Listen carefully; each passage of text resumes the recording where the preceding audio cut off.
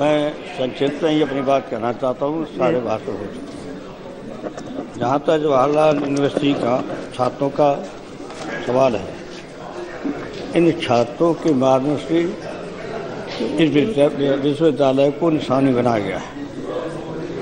और जहाँ तक जवाहरलाल नेहरू विश्वविद्यालय का एक प्रतिष्ठित विश्वविद्यालय है, 47 साल पहले जब से विश्वविद्यालय का ये सामना हुई थी, तब से बड़े योग प्रशासक विद्वान निकले हैं, जिन्होंने राष्ट्रीय और अंतर्राष्ट्रीय स्तर पर भी अपनी ख्याति प्राप्त की है।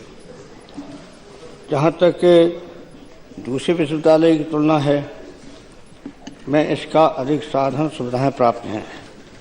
आज की राजनीति में इस विश्वविद्यालय से निकले छात्र नेता हैं,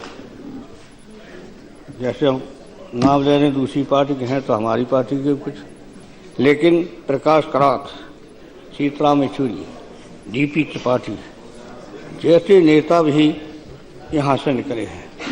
तो हर दल में होंगे, रवि होंगे, हमारी तरफ रहे ये जवाहरलाल यूनिवर्सिटी से निकले हुए छात्र।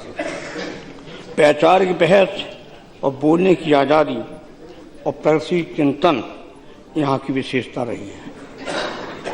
पहले भी विश्वविद्यालय को निशाना बनाया गया था, लेकिन पूरे विश्वविद्यालय के देश विरोधी नहीं कहा गया। पहली बार इसको देश विरोधी विश्वविद्यालय कहा गया।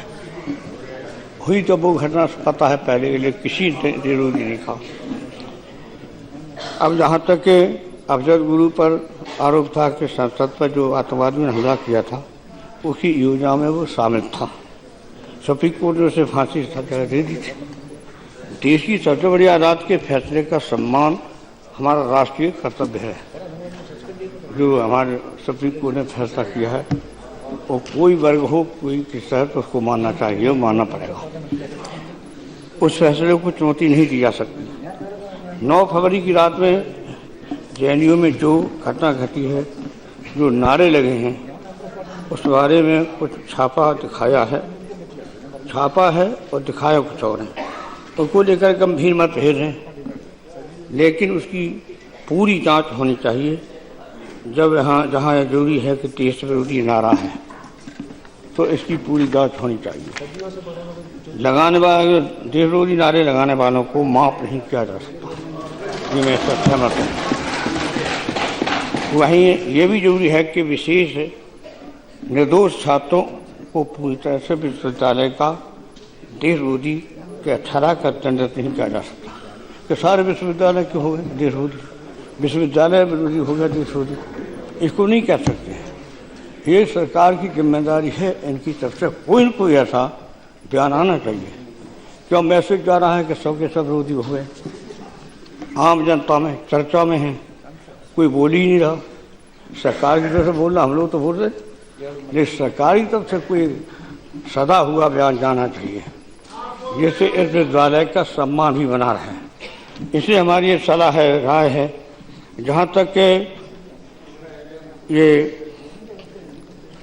9 फरवरी की रात में जेएनयू में जो घटना घटी थी, जो नारे लगे थे, उसके बारे में मैंने बताई दिया। छापा और दिखाया गया है, उसको लेकर गंभीर मतभेद है, उसकी पूरी जांच होनी चाहिए। जहां ये जरूरी है कि देश विरोधी नारा है, अगर देश विरोधी नारा है तो सजा, बड़ी से बड़ी सजा जो दे सकते हो दीजिए। लेकिन अब कितना सच कितना गलत है, 2 तरह की बातें हैं। हमें तो 2 तरह की बातें चर्चा में आई हैं, आपको भी आई होंगी कुछ।